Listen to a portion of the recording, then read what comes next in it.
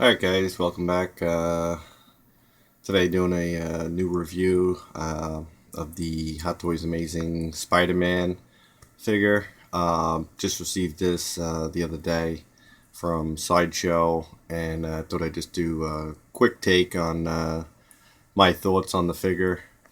Uh, there's been obviously a long road to the release of this figure. It was been delayed quite a few times, and then there was a release a month or so ago, the Asian release, and the a lot of folks who picked this up early were disappointed with a major defect of the shoulders breaking. Um, the issue was brought to Hot Toys, and Hot Toys had corrected it, and the new batches have been sent to Sideshow, and they've been sent out. So the newer figures that you're getting now from Sideshow and probably soon from BBTS should be defect free in that regard. But going ahead and getting into the figure, I like the new movie that came out about a year or so ago, The Amazing Spider-Man. I do prefer the original trilogy with Toby as Peter Parker, but was willing to accept the new Andrew Garfield. Think it was an interesting take, a new take on the film. Looks to be the Amazing Spider-Man 2 looks to be even better, perhaps. I guess we'll see. So, as for the figure itself, this is the Andrew Garfield head sculpt. I think they did a really good job with this. It's a nice sculpt. It looks like him. Did a good job on the hair.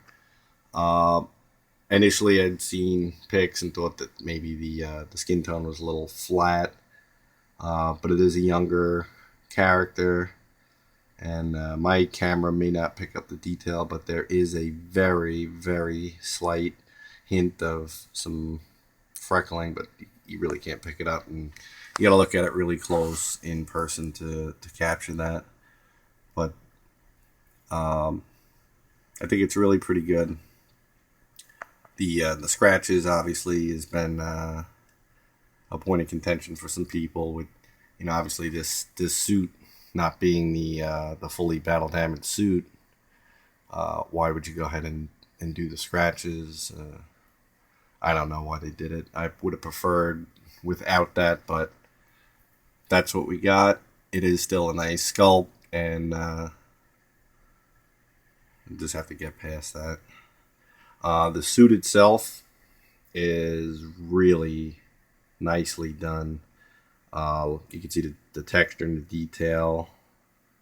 A lot of work went into this. It's really well done. It feels really high quality. It's got a nice texture, a lot of fine detail.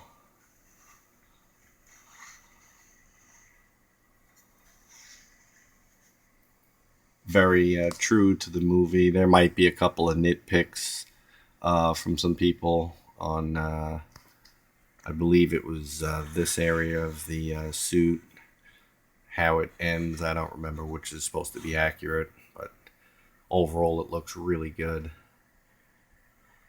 Really sharp looking.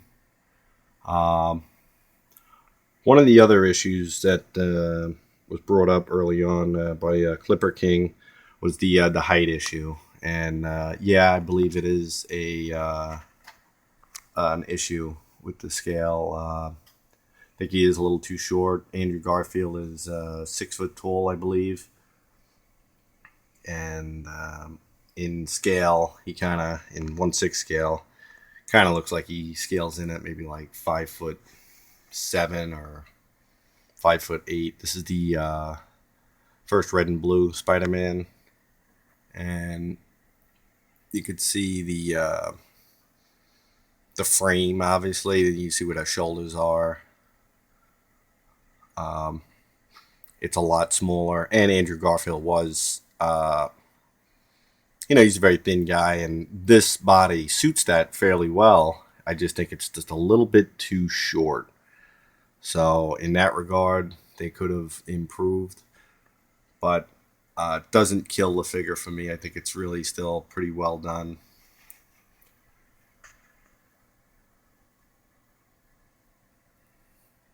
But that is a nitpick that does annoy me a bit. But aside from that, I was expecting to be a lot more disappointed with this figure from all that I've heard uh, about it before it was released, and all the delays, and then the broken shoulders, the height issue. There's also another possible issue with the suit sticking to itself, which is, you know, obviously I just got this out of the box the other day. I haven't put it in too many dynamic poses. And, in the armpit area, I seen on the Sideshow Freak, someone posted that it had stuck together. So I'm just kind of avoiding that issue. Not sure if that's going to be widespread or not, but I'm just taking the necessary precaution to avoid that. Because the suit is really, it's pretty stellar. You can see how fine the detail is.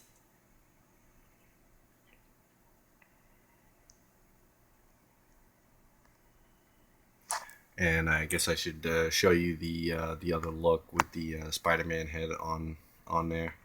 So do that. See if we can do that with one hand.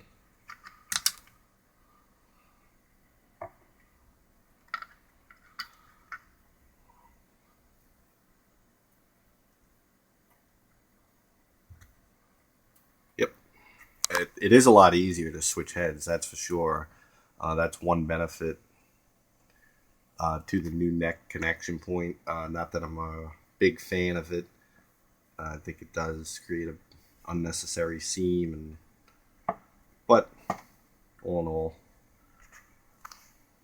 it's not a big deal. So these two are side by side. Oops.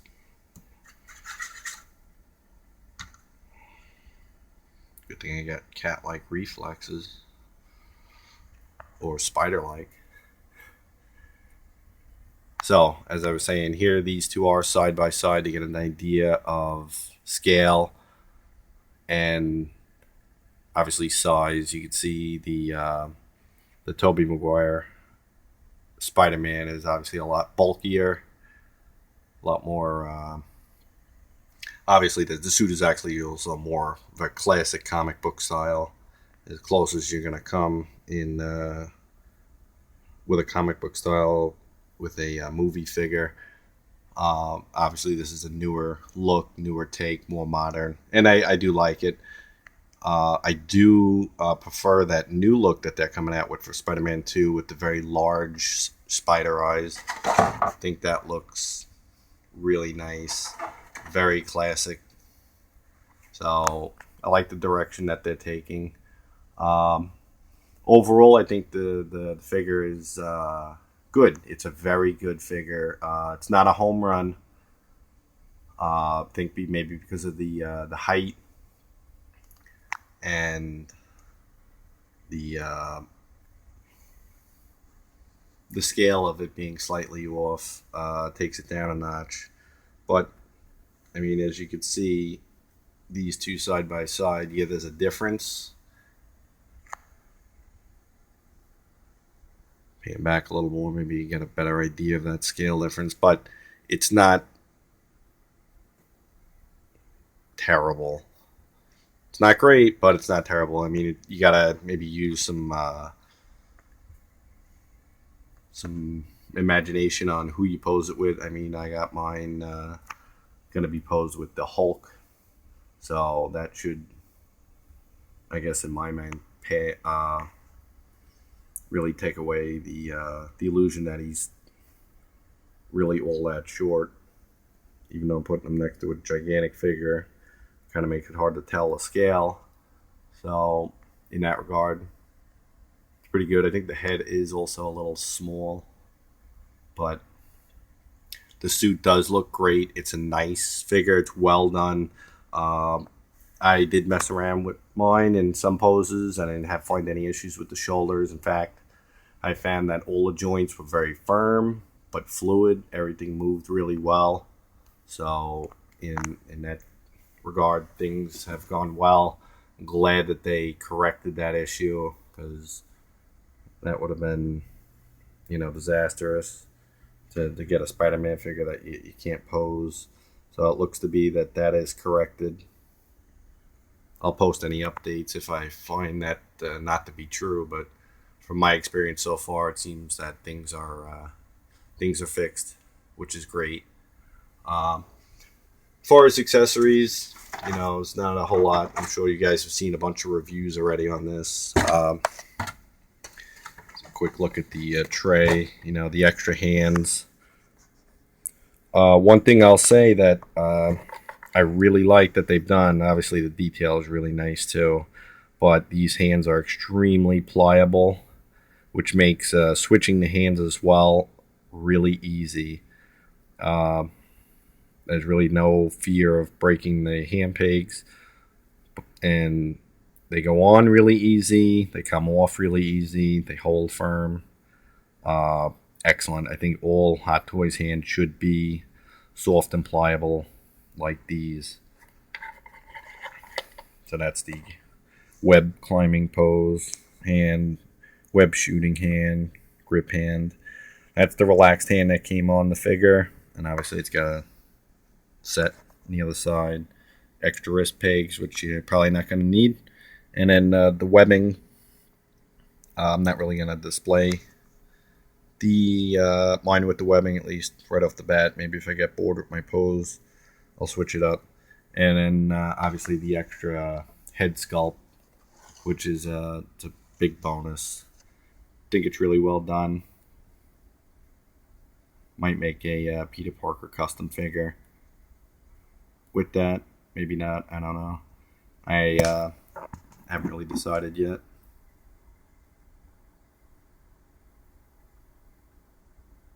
Yeah, you might actually be able to see that slight freckling effect right here.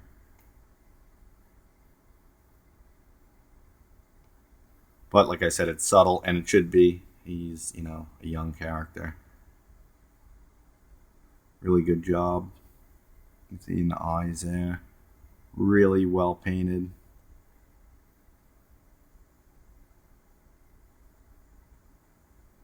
I don't want this to run too long, guys, so just give you another quick look at the two Spider-Man figures.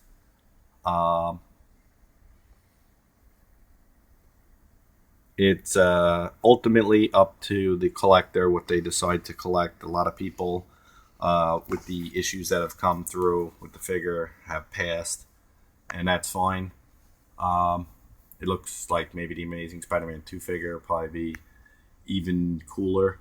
But am I disappointed to have this one? Absolutely not. I still think it's a really nice figure. It's an excellent suit. Despite the scale issue, I would recommend it. I got mine using Sideshow rewards points. So, for me, it was an excellent buy. I think I paid maybe $160 after my rewards points. So, definitely worth that. But again, it's up to you guys what you want in your collection. And I hope this maybe helps some of you make up your mind. And that's about all, folks. I guess I'll catch you on the next one. Thanks for watching.